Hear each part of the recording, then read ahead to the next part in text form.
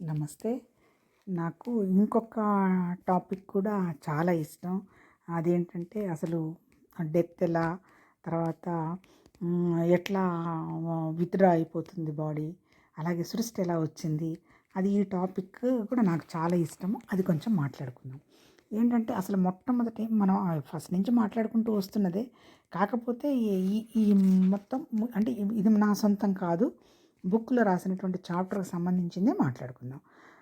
First ఏముంది, there was beginning. ఏముంది first ఒక మొత్తము టోటల్‌గా కళ్ళు మూసుకుంటే ఒక చీకటిలాగా ఉందనమాట. First surrounded by darkness. Only చీకటే ఉంది. ఆ చీకటిలో ఒక రకమైనటువంటి చలనం వచ్చింది. ఒక కదలిక కదిలింది. లేదా ఒక చైతన్యం అనండి కదిలింది. రావడంతో ఏమైంది, ఆ చీకటి కాస్త తొలగిపోయి ఒక షాడో ఏర్పడింది. అంటే ఒక ఛాయ ఏర్పడింది. ఇక్కడ చీకటి తొలగిపోయినటువంటి ప్లేస్‌లో చలనం రావడంతోటేనో, లేకపోతే ఒక కాంతో, ఒక చైతన్యం రావడంతో ఏమొస్తుంది, ఒక షాడో వస్తుంది కదా! ఒక ఆశ్చర్యకరంగా ఒక షాడో వచ్చిందనమాట. నిన్న కూడా చెప్పుకున్నాం. ఆ కాంతికి కాంతికి షాడో వచ్చిందని చెప్పుకున్నాం కదా! ఇక్కడ కూడా ఆల్మోస్ట్ అలాగే చెప్తున్నాడు. ఒక చైతన్యం, ఆ చైతన్యం తర్వాత ఒక ఛాయ వచ్చింది. వచ్చిన తర్వాత ఏమైంది, క్రియేషన్ వెంటనే స్టార్ట్ అయినట్టేగా. అప్పటిదాకా అంతా ఓవరాల్‌గా మొత్తం చీకటే ఉంది కదా! ఎప్పుడైతే ఈ చైతన్యం వచ్చేసేసి ఈ షాడో వచ్చిందో, రావడంతో ఏమైంది, టైం వచ్చింది. అంటే ఒక మహాకాలం మొదలైందనమాట దాంట్లో నుంచి. తర్వాత ఈ రావడంతో ఏమైంది, ఈ షాడో చుట్టూతా ఒక ఫామ్ అయ్యి, ఒక సర్క్యులర్ లాగా ఫామ్ అయింది. ఒక చక్రం అనండి, ఒక చిన్న చక్రం ఫామ్ అయింది. ఈ చక్రం ఫామ్ అయిన వెంటనే ఇప్పుడు ఎవరు, ఈ చైతన్యం అనండి, లేకపోతే ఇంకా ఈ షాడో అయితే ఈ షాడో మాయ కాబట్టి దానికంత వాయిస్ ఏముంటుంది. మొత్తం మీద ఏంటంటే ఒక ఐనెస్ ఫామ్ అయిందనమాట. ఈ రెండు కలిపి ఐనెస్ అని చెప్పడు, లేకపోతే కాలమే ఐనెస్ అని ఏం చెప్పరు. కానీ ఇక్కడ స్ట్రైట్గా ఏం చెప్తాడు, it looked hither and either and ఇది చూసిందనమాట.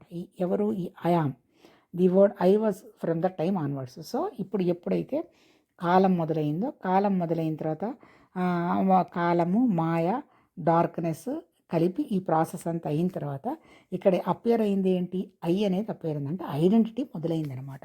ఈ ఐడెంటిటీ మొదలవడంతో ఐడెంటిటీకి ఫస్ట్ ఏ ఫీలింగ్ వచ్చింది, చూడంగానే ఏంటి, తను వేరు, అక్కడ సృష్టికి సంబంధించింది వేరు అనే భావం ఎప్పుడైతే రావడం జరిగిందో వెంటనే భయపడింది. భయపడిన వెంటనే మళ్ళీ ఏమనుకుంది, అంటే భయపడిందనమాట. ఈ భయం అనేది కూడా ఒక ఆలోచనే కదా! రావడంతో మళ్ళీ వెంటనే దానికి ఏం ఆలోచొచ్చింది, ఎందుకు అనవసరంగా నేను భయపడుతున్నాను, ఇక్కడ ఉన్నది నేను ఒక్కదాన్నే కదా! ఒక్కదానికి ఉంటే భయం ఎందుకు, ఎవరైనా వచ్చి ఏదైనా చేస్తారంటే కదా నాకు భయం, ఎవరు లేరు కదా అని మళ్ళీ దాని భయం అదే పోగొట్టుకుంది. అంటే అర్థం ఏంటి, ఇప్పటికీ కూడా మనకి ఏదైనా ఒక భయం వస్తే మన ఆలోచనతోటే మనం అది పోగొట్టుకోవాలి. మనం చాలామంది దగ్గరికి వెళ్ళి అన్నీ అడుగుతాం, కానీ వాళ్ళు చెప్పింది మనమేం వినం. అంటే మన లోపలే దీంట్లో నుంచి ఎలా బయటికి రావాలని మన ప్రణాళికలు మనం వేసుకుంటాం. కాకపోతే మనం వేసుకున్న ప్రణాళిక కరెక్టా కాదా అనే దానికోసమే మనం పక్క వాళ్ళని సలహా అడుగుతాం అనమాట. అల్టిమేట్ ఏంటి అంటే, మనలో వచ్చింది ఏదైనా సరే మనమే పోగొట్టుకోవాలి తప్ప ఎవరు పోగొట్టరనమాట. అంటే భయం కూడా మన ఆలోచనతో మనమే పోగొట్టుకోవాలి. అది ఫస్ట్ ప్రాసెస్. తర్వాత ఇంకేమనిపించింది, ఇంకా వెంటనే ఇది ఏం చేసింది, ఈ ఐ ఏం చేసింది, ఒరిజినల్ని చూసింది. అంతే కదా, ఎక్కడి నుంచి వచ్చింది ఇది, చీకటి లాంటి ప్రాంతంలో ఒక చైతన్యం వచ్చింది. చైతన్యం షాడో, ఈ షాడో అనండి మొత్తం కలిపేసి అయ్యమనండి, whatever it may be. వెంటనే దీనికి ఒక ఫీలింగ్ కలిగింది. ఏమని అనిపించింది, ఒరిజినల్ దగ్గరికి వెళ్తే నేను బాగుంటుంది కదా అనే ఒక ఆలోచన వచ్చింది. అంటే ఏంటి, ఫస్టే దీనికి ఒక కోరిక కలిగిందనమాట. ఫస్ట్ డార్క్నెస్లో ఏ కోరిక లేదు, ఒక ఎనర్జీ, ఒక శక్తి ఉంది. దాని తర్వాత చైతన్యం వస్తూనే ఆ చైతన్యం రావడమే కాలం, అదే మాయ. ఈ మాయ రావడంతో ఈ ఐ రావడంతో దీనికి భయం. ఈ ఐకి మళ్ళీ ఏమొచ్చింది, కోరిక కలగడం, ఇదనమాట. అందుకని ఈ ఐ ఇంకా ఈ ఫామ్లో ఏమవుతుంది, అక్కడికి వెళదామనే కోరిక ఎప్పుడైతే కలిగిందో ఇంకా ఎక్స్పాండ్ అవుదామనే ప్రాసెస్ వచ్చింది. అందుకే ఆ ఎక్స్పాండ్ అవుదామనే ప్రాసెస్కే బ్రాహ్మణ్ అని పేరు పెట్టుకున్నాం అనమాట. బ్రాహ్మణానికి అల్టిమేట్ మళ్ళీ ఎవరు పెట్టారు, ఇదంతా జీవుడే చేశాడని మనం ముందు టాపిక్స్లో మాట్లాడుకున్నాం కదా. ఆ తర్వాత ఈ బ్రాహ్మణ్ ఏం చేస్తుంది అంటే, ఈ సృష్టికి సంబంధించిన వ్యవహారం అదంతా కూడా మాయ కిందకే వస్తుంది కదా. అందుకని ఇదేం చేసింది, మళ్ళీ ఆల్రెడీ ఈ సృష్టిలోనే మళ్ళీ ఒక చైతన్యం, ఒక పురుషుడు, ఒక ప్రకృతి ఏర్పడ్డాయి కదా. ఫస్ట్ ఏమో పురుషుడు అన్నాడు కదా, అంటే ఒక ఐ మీన్ ఒక చైతన్యం అన్న అనుకున్నాం కదా. తర్వాత ఏంటి, మాయ అనేది ప్రకృతి కదా. ఈ రెండు ప్రాసెస్ చేసుకొని ఇంకా సృష్టి జరగడం మొదలుపడింది అంటాడనమాట.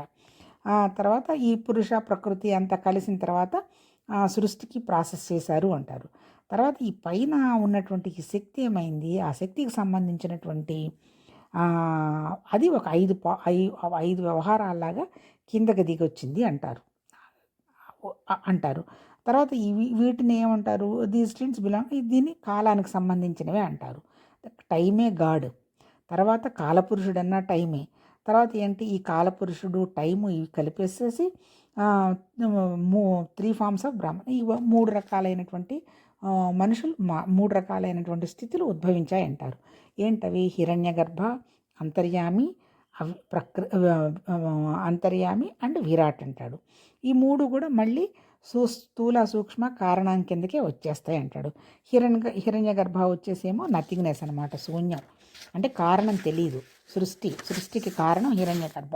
తర్వాత అంతర్యామి అంటే మళ్ళీ ఆలోచన కానీ సూక్ష్మ శరీరం కింద కానీ existence what ever it maybe అది వస్తుంది. తర్వాత మూడోది వచ్చేమో విరాట్ అంటాడు. విరాట్ అంటే ఏంటి, సృష్టి మేనిఫెస్టేషన్కి ఒక ఏరియా అనమాట. అంతర్యామిలో ఏమున్నాయి, శబ్ద స్పర్శ రూప రసగంధాలు ఉన్నాయి, 3 అనమాట. అట్లాగే ఈ విరాట్లో ఏమున్నాయి, భూమి, నీళ్లు, అగ్ని, ఆకాశం, ఇవి పంచభూతాలు ఉన్నాయి అన్నమాట. ఇది అంటే ఏంటి అంటే సృష్టి కోసం కావలసినటువంటివన్నీ కూడా ఈ 3 వ్యవహారాలుగా వ్యక్తమైనవి అంటాడనమాట. తర్వాత ఇంకేమంటాడు, అట్లాగే బ్రాహ్మణ్లో ఈ 3 ఎలా ఉన్నాయో ఇండివిజువల్ సోల్లో కూడా ఇవే ఉన్నాయి అంటాడు. అంతే కదా. సెటిల్ ఏమేమి ఉన్నాయి ఇండివిజువల్ సోల్స్లో, ఇప్పుడు 5 చెప్పాడు కదా, శబ్దస్పర్శ రూపరసగంధాలని 5 చెప్పాడు కదా. ఇప్పుడు మన గొంతులోనేమో ఆకాశతత్వం ఉంది, హృదయంలోనేమో గాలితత్వం ఉంది. తర్వాత అట్లాగే నావెల్లోనేమో ఫైర్ ఎలిమెంట్ ఉంది. అట్లాగే స్వాధిష్టానంలోనే వాటర్ ఉంది. అట్లాగే మూలాధారంలోనే ఎర్త్ ఎలిమెంట్కి సంబంధించినవన్నీ ఉన్నాయి. అంటే ఏంటి, ఆ 3 విరాట్లో ఏవేవైతే ఉన్నాయో మళ్ళీ మానవ శరీరంలో కూడా ఈ పంచభూతాలే ఉన్నాయి అంటాడు. ఈ పంచభూతాలన్నీ ఒకటే ఉండదు. ఇప్పుడు భూమితత్వం ఉందనుకో శరీరంలో, ఒక్క భూమితత్వమే ఉండదు, మిగిలిన 4లో ఉండే కొంచెం పార్ట్ కూడా భూమితత్వంలోకి వస్తుంది. అంటే ఏంటి, అట్లాగే స్వాధిష్టానంలో వాటర్ తత్వం ఉంది కదా, వాటర్ ఒక్కటే ఉంటుంది, మళ్ళీ వాటర్తో పాటు భూమితత్వము, అగ్నితత్వం, నీళ్లతత్వం అన్నీ ఉంటాయి. దాన్ని పంచీకరణ అంటారు. అంటే 5 ఎలిమెంట్స్ అన్ని భాగాల్లో ఉంటాయి అన్నమాట. తర్వాత అట్లాగే మన కాస్మిక్ మైండ్, ఇప్పుడు విరాట్లో, అంతర్యామిలో, హిరణ్యగర్భలో అయితే ఎలిమెంట్స్ ఉన్నాయో అటువంటివే మన హ్యూమన్ బాడీలో కూడా ఉన్నాయి అని అంటారు. తర్వాత ఇంకోటి ఏం చెప్తారు, కాలంలో నుంచి వచ్చాము, మళ్ళీ మన తీసుకెళ్ళేది కూడా కాలమే, అంతే కదా. మన కాలంలోకి మనం రాకముందు మనం లేం కదా, నిన్న చెప్పుకున్నట్టు. తర్వాత ఎట్లా ఈ కాలంలో నుంచి వచ్చినటువంటి జీవి ఎట్లా కాలంలోకి వెళుతుంది అంటే, దానికి ఏం చెప్తాడంటే, ఫస్ట్ ఇప్పుడు మన శరీరంలో ఏమున్నది, ఫస్ట్ మూలాధార చక్రం ఉంది. మూలాధార చక్రం అంటే ఫస్ట్ భూమితత్వం ఉంది. మనం బాడీ వెళ్ళబోయేటప్పుడు భూమితత్వం విత్డ్రా చేసేసుకుంటుంది. భూమితత్వం విత్డ్రా చేయడంతో రెండో తత్వం ఏముంది, స్వాధిష్టాన చక్రం వాటర్ తత్వం. వెంటనే వాటర్ తత్వం వచ్చేసేసి కాళ్ళు చేతులు చల్లబట్టం అయిపోతుంది. తర్వాత మూడోది వాటర్ తత్వం కూడా వెళ్ళిపోయిన తర్వాత మూడోది అగ్నితత్వం ఉంది కదా, అందుకని బాడీకి వేడెక్కడము నావల్ పార్ట్లో అదంతా కూడా ఉంటుంది. తర్వాత అది అగ్నితత్వం కూడా వెళ్ళిపోయిన తర్వాత నెక్స్ట్ ఉండేది హృదయంలో ఉండేది ఏంటి, ఎయిర్ తత్వం కదా, గాలి కదా, అందుకని శరీరం అంతా కూడా ఒక ఆకు వణికినట్టుగా వణికిపోతుంది. అది కూడా విత్డ్రా అయిపోయిన తర్వాత మళ్ళీ గొంతులోకి వస్తుంది అనమాట. గొంతులోకి రావడంతో ఏమైపోతుంది, గొంతులో ఒక గురకలాగా వచ్చేస్తుంది. అంటే ఏంటి, ఆకాశతత్వం శబ్దము విత్డ్రా అయిపోతుంది. ఈ 5 విత్డ్రా అయిపోయిన తర్వాత ఇక మిగిలి ఉన్నది ఏంటి, కింద పార్ట్ అంతా కూడా బాడీ డెడ్ అయిపోయింది కదా. ఇంకా నెక్స్ట్ ఉండేదేంటి, ఇంకా బ్రాహ్మణ తత్వం ఉంటుందన్నమాట. అంటే ఏంటి, అంటే జీవత్వానికి సంబంధించిన ప్రాసెస్ అంతా వెళ్ళిపోయిన తర్వాత ఇండివిజువల్ సోల్ విత్డ్రా అవుతున్నప్పుడు ఇంకా ఈ కళ్ళు ఉన్నాయి కదా, కళ్ళు అంటే ఏంటి, విరాట్ ప్రిన్సిపల్ ఉందన్నమాట. అంటే కదా, ఇప్పుడు మన జీవతత్వానికి సంబంధించిన 5 వెళ్ళిపోయిన తర్వాత, అంటే మనం చెప్పుకున్నాం కదా, జీవుడు, ఆత్మ, పరమాత్మ అంతా ఈ జీవంలోనే ఉంది అని. జీవతత్వం వెళ్ళిపోయిన తర్వాత మళ్ళీ విరాట్ తత్వం ఉంది కదా, అంటే సృష్టి భూమి మీద పడ్డప్పుడు ఉన్నటువంటి 5 తత్వాలకు సంబంధించింది ఉంది కదా, వాటిని బ్రాహ్మణ్ ప్రిన్సిపల్ అన్నారు కదా. కళ్ళు కాస్త వెనక్కి వెళ్ళిపోయి ఆ తత్వం కూడా వెళ్ళిపోతుంది అనమాట. అది వెళ్ళిపోయిన తర్వాత ఇంకేముంది మళ్ళీ ఇంకా తత్వం, అంతర్యామి ప్రిన్సిపల్, హిరణ్యగర్భ ప్రిన్సిపల్ ఉంది. అంటే అంతర్యామి అంటే లోపల సూక్ష్మంగా ఎందుకు వచ్చినది ఏంటి ఈ ప్రాసెస్ అనేది ఒకటి ఉంటుంది. ఆ తర్వాత నెక్స్ట్ ఇంకా ఏముంది, హిరణ్యగర్భ అంటే ఏంటి, ఆ కారణం కూడా తెలియని ఒక ప్రాసెస్ ఉందనుకున్నాం కదా, అంటే శూన్యంలాగా ఇవి కూడా విత్డ్రా అయిపోతాయి అన్నమాట. అంటే విరాట్ ప్రిన్సిపల్ వెళ్ళిపోతుంది, అంతర్యామి వెళ్ళిపోతుంది, హిరణ్యగర్భ కూడా వెళ్ళిపోతుంది అనమాట.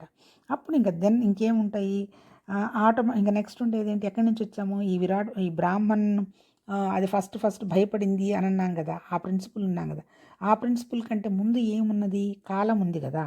అందుకని వెంటనే ఈ బ్రాహ్మణ్ ఎలిమెంట్ కూడా వెళ్ళి కాలతత్వంలో డిజాల్వ్ అయిపోతుంది అంతే.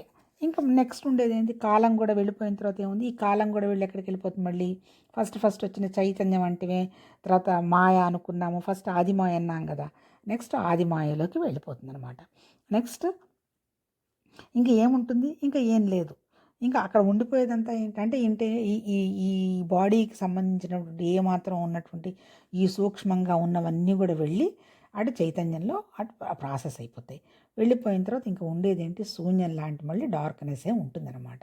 అంటే ఇక్కడ అర్థం ఏంటి, మనమే సృష్టించుకున్నాము, మనమే డిజాల్వ్ అయిపోతుంది లైఫ్ ప్రాసెస్ అన్నట్టు చెప్తాడు ఈ టాపిక్లో. అంటే ఏంటి, పంచభూతాలతో తయారైనటువంటి శరీరం, ఆ 5 ఎలిమెంట్స్తో ఉన్నటువంటి శరీరం బాడీ పడిపోయిన తర్వాత లోపల ఉన్నటువంటి సూక్ష్మ శరీరం ఏ కారణం కోసం వచ్చిందో ఆ కారణం కంప్లీట్ చేసుకున్న తర్వాత కంప్లీట్గా కాలంలో కలిసిపోతుంది. కాలంలో కలిసిపోయిన తర్వాత ఏముంది, ముందంతా కాలంలో కలిసిపోయిన తర్వాత అంటే మాయతత్వం కూడా వెళ్ళిపోయింది. ఆ తర్వాత మళ్ళీ ఉండేదేంటి, జస్ట్ శూన్యం ఉంటుందన్నమాట. కాకపోతే మనం బాడీ ఉండంగానే ఆ శూన్యంగా కనుక ఉండగలిగితే అప్పుడు ఈ బాడీ ఉన్నా పోయినా పెద్దగా ప్రాబ్లం లేదు అని జ్ఞానంలో చెప్తారన్నమాట. అంటే అంతా మాయ అయినప్పుడు బాడీ కూడా మాయే కదా, అంటే ఉన్నదంతా ఆ ఏకత్వం ఒకటే కదా, ఏంటి నామరూపాలు లేకుండా ఉన్నటువంటి ఒకే ఒక శక్తే కదా.